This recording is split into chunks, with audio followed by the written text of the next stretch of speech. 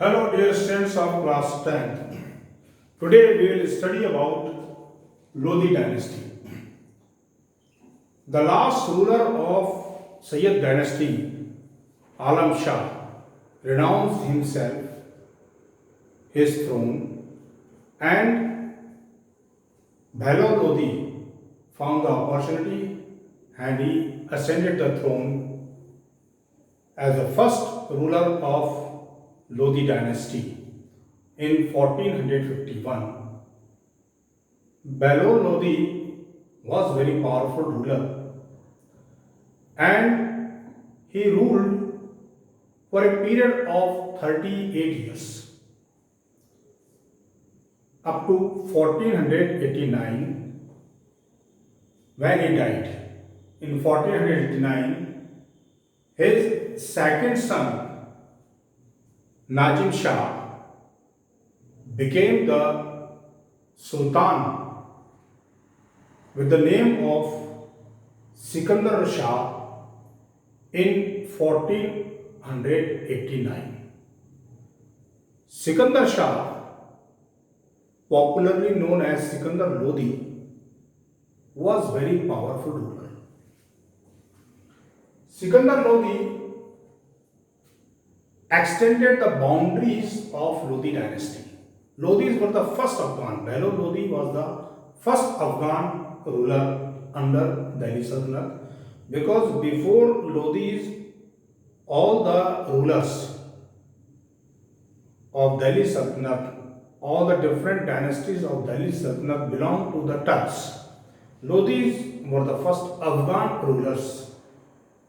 And Sikandar Lodi was very intelligent, very powerful. He extended the boundaries of Delhi Sultanate up to Tirhut, Bihar and Bengal. But Sikandar Lodi is famous for his political and revenue system. He introduced very intelligently the system of measurement of land in his sultanate. He invented Gaj, a measuring unit to measure the land, and according to the measurement of the land, he fixed the land revenue. This was a scientific system and it helped not only the collector of the revenue but also the farmers who were to give the revenue. This Gaj was popularly known as Sikandari Gaj, and this Sikandari Gaj measured nearly 30 inches at that time, and this is also popular even today. Sikandar Lodi was not only interested in extending the empire, but he wanted to know how to control the whole empire and to control the areas of Etawah, Gwalior, Dholpur and Bayana. He established a town of Agra in 1504.